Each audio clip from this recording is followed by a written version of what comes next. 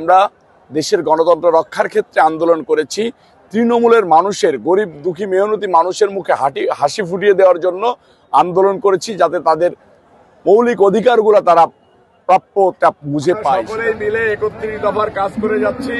31 দফা বাস্তবায়নে বিএনপির ভারপ্রাপ্ত চেয়ারম্যান জনাব তারেক রহমান সাহেবের মার্কা ধানের শীষ মার্কায় ভোট দিন। 31 দফা বাস্তবায়ন হলে পাল্টে যাবে বাংলাদেশ, পাল্টে যাবে বাংলাদেশের চিত্র ইনশাআল্লাহ।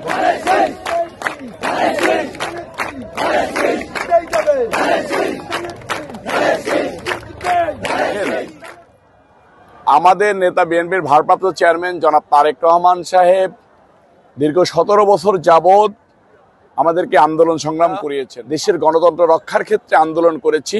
তৃণমূলের মানুষের, গরিব দুঃখী মেহনতি মানুষের মুখে হাসি ফুটিয়ে দেওয়ার জন্য আন্দোলন করেছি, যাতে তাদের মৌলিক অধিকারগুলো তারা প্রাপ্যটা বুঝে পায়। সেটার জন্য দীর্ঘ 17 বছর যাবৎ আন্দোলন করেছি।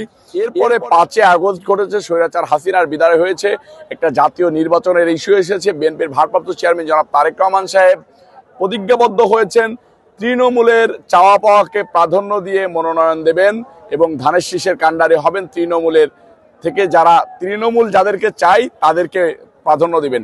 সাথে সাথে কিছু বলেছেন যে যারা হামলা মামলার শিকার হয়েছে, যারা দীর্ঘ 17 বছর যাবৎ রাজপথে ছিল, আন্দোলন সংগ্রাম করেছে, তাদেরকে প্রাপ্য মনোনয়ন দিবেন আর কি। সেটার ধারাবাহিকতায় আমরা মাগুরা 2 আসনে কাজ করে যাচ্ছি।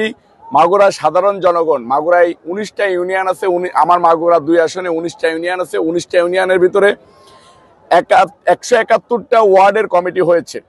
সেখানে 3টা ইউনিয়নেরও কমিটি হয়েছে। সেই 3টা ইউনিয়নের প্রেসিডেন্ট সেক্রেটারি, 171টা ওয়ার্ডের প্রেসিডেন্ট সেক্রেটারি, সাংগঠনিক সম্পাদক সহ তৃণমূলের যত মানুষ আছে তারা সবাই আমাদের সাথে রয়েছেন। মাগুরা 2 আসনে যেসব ভদ্রলোক যারা একটা পরিপূর্ণ সুস্থ রাজনীতি চাই, মাগুরা 2 আসনে যাতে উন্নয়ন করতে চাই, এরকম একটা প্রার্থী খুঁজতেছেন।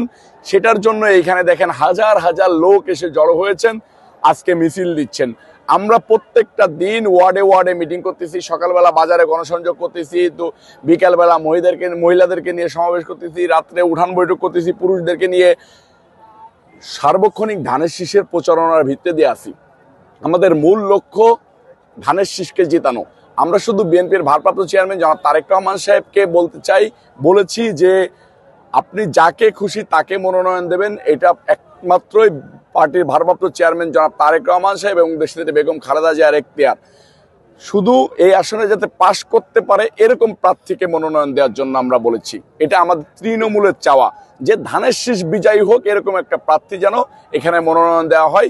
সেটার জন্য সবাই রাজপথে নেমে এসেছে যে একজন ভালো প্রার্থী, যে প্রার্থীকে ধানের শীষে মানুষ স্বাচ্ছন্দ্যে ভোট দিতে পারবে, সাধারণ মানুষ ধানের শীষে ভোট দিতে চায়, এবার ভোট দেবে, এরকম একজন প্রার্থী চাচ্ছি আমরা। সেটার জন্য আমরা রাজপথে নেমে এসেছি এবং আমাদের প্রত্যেকটা ইউনিয়নে ইউনিয়নে মিছিল চলতেছে, ওয়ার্ডে ওয়ার্ডে মিছিল চলতেছে, থানায় থানায় মিছিল চলতেছে। এটা চলবে ইনশাল্লাহ।